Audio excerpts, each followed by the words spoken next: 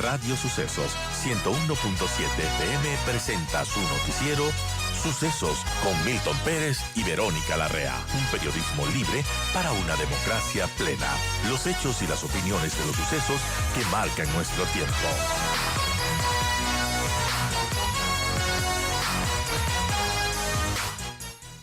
Pero gracias. Bien, amigos, seguimos con las entrevistas y ahora nos acompaña el presidente de la Corte Nacional de Justicia, Iván Saquicela. Doctor, gracias por acompañarnos. Buenos días.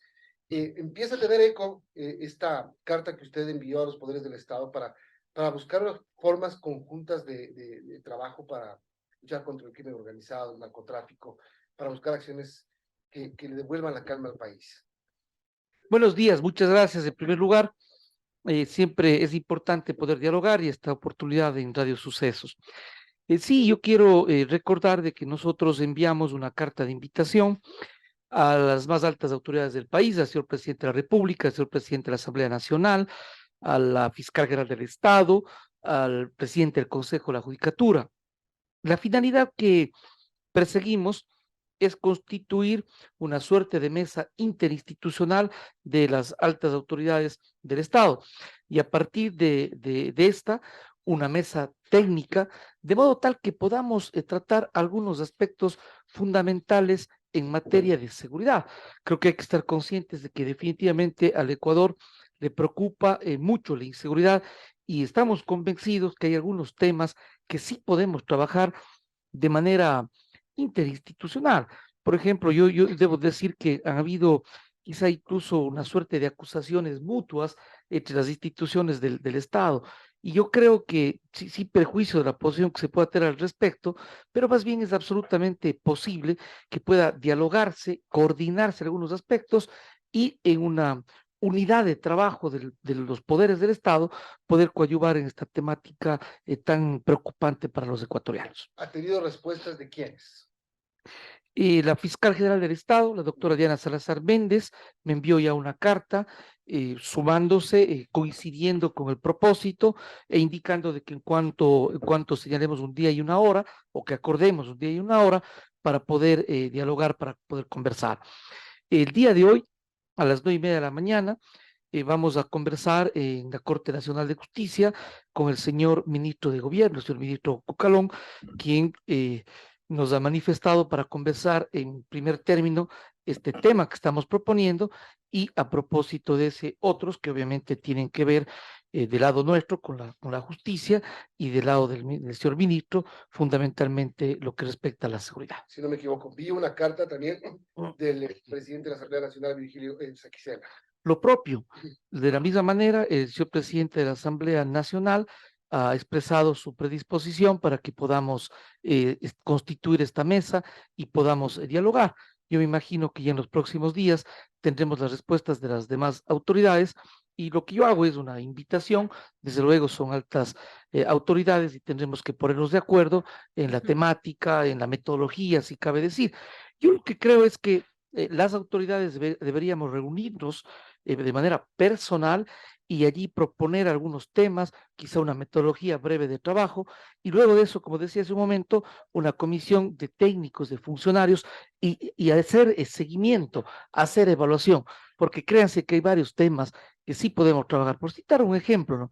Los temas que suele haber una controversia entre el SDAI y los jueces, y ahí suelen haber una conducta de echarse responsabilidades. Y aquí, para que usted, para poner un poco el contexto al ejemplo que usted da, presidente, SNAI y los jueces. El caso de alias JR, el líder de los choneros. Sale en libertad y el presidente de la República sale en una cadena muy molesto con la función judicial por haberlo permitido.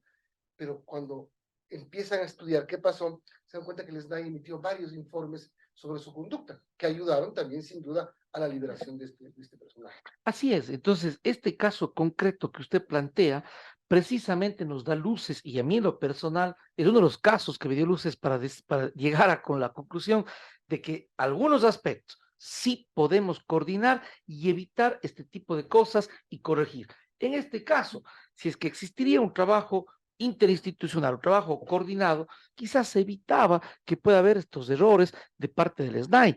Y lo propio respecto a los jueces, que contengan con la información oportuna, adecuada, y de modo tal que se evite este tipo de cosas. En este caso particular, hay que decirlo, escapa de los jueces.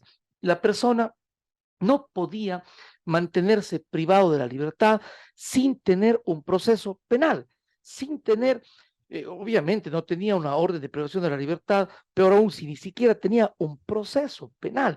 Entonces, por más que hay una preocupación de todos los ecuatorianos de la sociedad sobre estos temas, pues sin duda los jueces en este punto no podían actuar sino como se actuó.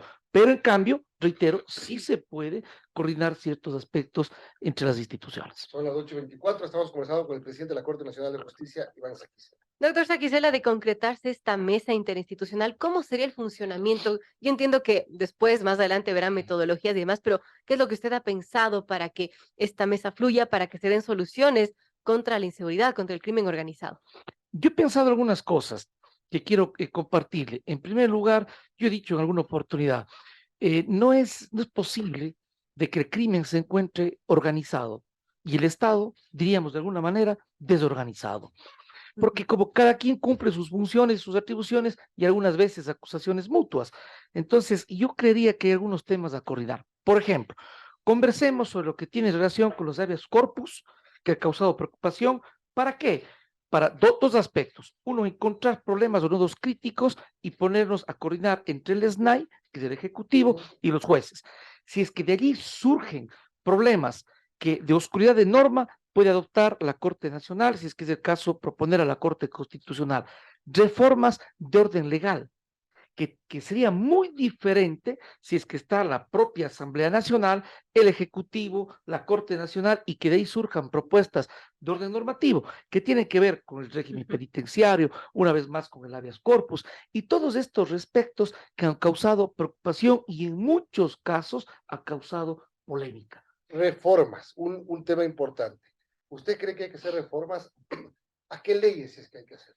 Yo considero que sí, concretamente a dos normas en algunos aspectos, el Código Orgánico Integral Penal y la Ley Orgánica de Garantías Jurisdiccionales y Control Constitucional. ¿No la ley orgánica de la función judicial? En principio, sobre esta materia, no. Ya. Sobre esta materia, no. Mire, en el primer tema, el Código Orgánico Integral Penal, un tema medio, diríamos, genérico. Lo que nosotros planteamos es de que no puede suceder que para procesar en materia de corrupción, delincuencia organizada, es exactamente el mismo procedimiento, las mismas normas que para cualquier delito común. Eso es una limitante. No habría las herramientas eficaces, eficientes. Y es un error, en definitiva, no tener una suerte de diferenciación y especialización. Sí, perjuicio, obviamente, de que en todos los casos tiene que respetarse los derechos y el debido proceso. En materia de la Ley Orgánica de Garantías Jurisdiccionales y Control Constitucional, ¿qué aspectos regula esta norma? Por ejemplo, lo que viene al caso, aspectos como la acción de protección, instituciones jurídicas como el habeas corpus, y que precisamente ha causado preocupación. En buen romance hay uso y abuso de estas garantías jurisdiccionales, pero algunos aspectos puede ver con conducta de los funcionarios, de los jueces, que puede coordinarse, corregirse, precisarse, pero otros tiene que ver con la ley. Y si es que no reformamos, van a persistir los problemas. Yo no creo que debamos solamente ser como de emergencia, en la coyuntura, medios de comunicación, pronunciamientos, indignación, y luego como que nos olvidamos. Eso suele pasar. Entonces, esta mesa nos ayude a que vayamos haciendo un trabajo permanente en un tema, aunque sea insistente, tan preocupante para los ecuatorianos como es la inseguridad que vive el país. En el tema de las sanciones a los jueces, por ejemplo, las atribuciones que tiene el Consejo de la Judicatura, que fueron de alguna manera modificadas y eso originó, incluso fue uno de los anunciados, pues, por la doctora María del Carmen Maldonado, razones para irse. Así fue. Sobre esto, en primer lugar, está en el Código Orgánico de la Función Judicial y una sentencia de la Corte Constitucional. Y yo creo que desde un punto de vista fue importante el hecho de que se resguarde como Estado democrático y de derecho la independencia judicial. ¿Por qué? Porque solamente los jueces pueden determinar un error inexcusable o una negligencia de los propios jueces. Y a partir de aquello, el Consejo de Judicatura es seguir un sumario administrativo. Sin embargo, yo creo que esta es una materia que sí se tiene que trabajar. Pero hay algunos aspectos que para trabajar con un modelo diferente, si se quiere, obviamente tendrá que haber reformas de orden normativo. Yo al respecto quiero comentar que la Corte Nacional de Justicia, pues sencillamente actuamos en derecho y lejos de pensarse de repente que pueda haber como una suerte de espíritu de cuerpo, como se suele decir, de ninguna manera. Hay varias resoluciones, más de una veintena de casos en donde los jueces de la Corte Nacional, cuando ha correspondido, no es algo que nos alegre, pero porque hay temas sencillamente del derecho, cuando ha correspondido declarar una incorrección de un juez en manifiesta negligencia o error inexcusable, pues sencillamente en derecho la Corte Nacional de Justicia lo ha declarado. Usted, esta mesa también, digamos, el objetivo de esta mesa también es la lucha contra el crimen organizado. ¿Qué soluciones conjuntas puede encontrar? Hay una ley de un periodo de reforma parcial a la Constitución que está planteada ahora mismo por el presidente de la República para que las Fuerzas Armadas puedan intervenir con la Policía Nacional en la seguridad interna. ¿Qué otras cosas más se pueden hacer? Ya se crearon los 14 nuevos jueces de anticorrupción por el tema de la lucha contra el crimen organizado. ¿Qué más se puede hacer? Nosotros hemos planteado, y a propósito, en esta semana que estamos concluyendo, hubo una reunión con el doctor Wilman Terán en el Consejo de la Judicatura, dentro de la cooperación internacional, con la Comisión Europea. Estuvo aquí la ministra del Interior de Bélgica y una señora comisaria de la Unión Europea, un Hilda Johansson. Gracias, exactamente. Entonces, justamente, este es uno de los puntos que podemos tratar en este diálogo con estas autoridades internacionales. Ellas supieron manifestar que hay la predisposición para apoyar al país en una materia que me parece muy importante: digitalización del sistema de justicia, fundamentalmente enfocada para transparentar, para luchar contra la corrupción. Nosotros incluso hemos propuesto que haya una suerte de evaluación de la actual situación del sistema de justicia, tanto desde el punto de vista de la integridad de los funcionarios judiciales y de la protección a la propia independencia y también integridad de los jueces. Esto, por ejemplo, nos parece muy importante que podemos avanzar. Pero también hay que señalar algo. Yo creo que es importante, y eso también habrá que conversar con el señor presidente de la República. Yo he dicho más allá de una oportunidad.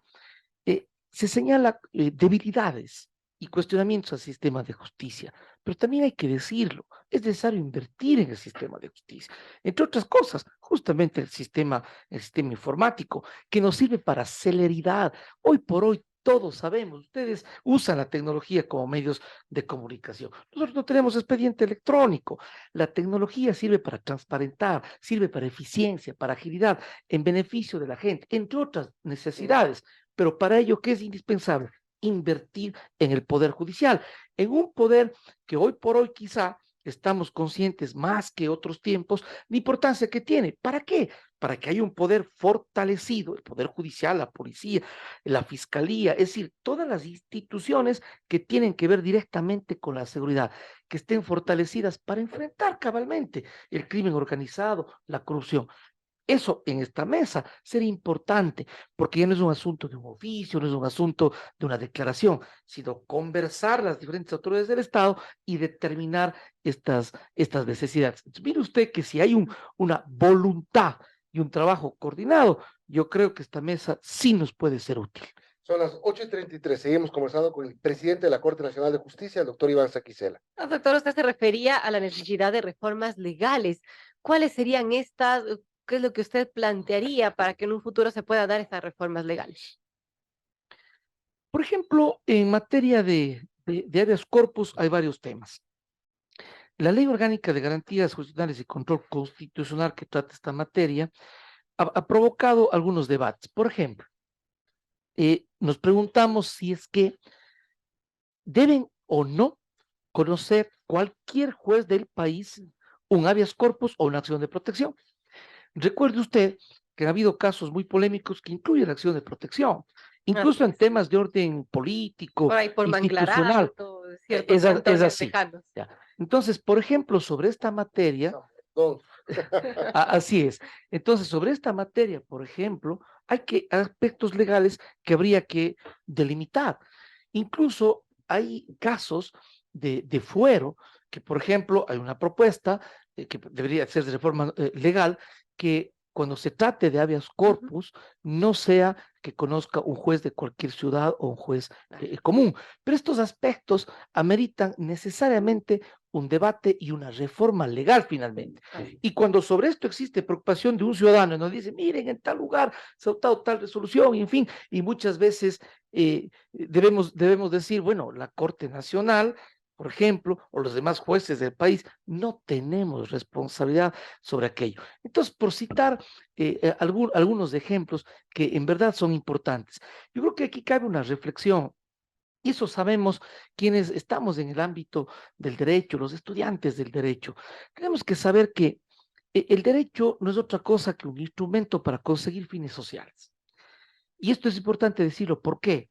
Porque muchas veces se concibe la norma en una suerte de laboratorio, pero cuando se enfrenta con la realidad, cuando se enfrenta con la práctica cotidiana, podemos llegar a determinar qué vicios hay, qué errores, qué falencias, y en consecuencia el planteamiento de reformas en un tiempo y una ciudad determinada.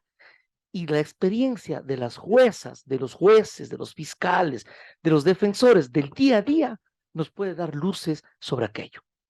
Bueno, y hablamos de los cuestionamientos porque nos hemos convertido en un país en el que muchos creen que los jueces nos gobiernan y otros cuestionan toda acción de los jueces. Ayer nomás hubo un caso en la presidencia de la República. El presidente Lazo recibió a familiares de víctimas de femicidio y hay un caso, una denuncia de la liberación de dos supuestos femicidas. Y el presidente dijo esto: me entero que una jueza de Montecristi ha dejado libre a dos femicidas. Quiero que sepan que he dispuesto una inmediata acción para denunciar a la jueza, pedir la revocatoria de la medida y que estos dos personajes regresen a la cárcel. Entonces, todos los días hay este tipo de cosas. Así es, yo creo que en efecto, tal como se me ha escuchado a mí manifestar mi preocupación, de un lado lo que yo he dicho es que no se debe generalizar. Y hemos conversado esto con el mismo señor presidente de la República. Y de otro lado hemos dicho, cuando existen casos particulares, estos tienen que ser identificados. Una vez más, este tipo de preocupaciones nos hace pensar en la mesa interinstitucional que yo planteo, en la que, sin perjuicio de que alguien dé su criterio, sus opiniones como personas y más todavía como autoridades, sin perjuicio de eso, pero cuánto mejor cuando existan estas preocupaciones, estar en la mesa las diferentes autoridades del Estado, debatir y decir muy bien cuáles son las soluciones. Esa es la razón de mi propuesta. Ahora, en otro tema, para finalizar ya, no se ha iniciado todavía el concurso para elegir a los nuevos jueces nacionales que tienen que reemplazar a los conjueces que están en funciones. Hay algunos conjueces que creen que deben quedarse, que buscan prórroga. No se ha llamado todavía el concurso, Ujú. es importante que se lo haga. Nosotros hemos manifestado en algunas oportunidades, es el Consejo de la Judicatura el que tiene que convocar. Hay varias vacantes de jueces y además un número suficiente de conjueces que ciertamente requiere la Corte Nacional. Hoy hay jueces temporales que hacen un importante y valioso esfuerzo para trabajar, pero obviamente incluso requerimos más personal en materia de conjueces. Quiero contarles que el día lunes voy a tener una reunión con el doctor Wilman Terán, presidente del Consejo de la Judicatura, para precisamente determinar la posibilidad y de la necesidad de conjueces. En cuanto a lo que usted plantea de los compañeros y jueces, este es un asunto de orden constitucional y de orden jurídico que en cuanto se ha presentado una acción, los jueces tendrán que decidir. Es decir, es un aspecto jurídico a dilucidar en donde los compañeros jueces plantean que la Constitución determina 9 años, que ellos no deberían estar menos. Yo como presidente de la Corte no puedo decir otra cosa más que debe imperar la Constitución y el ordenamiento jurídico y los jueces que están en el caso concreto sabrán resolver en derecho.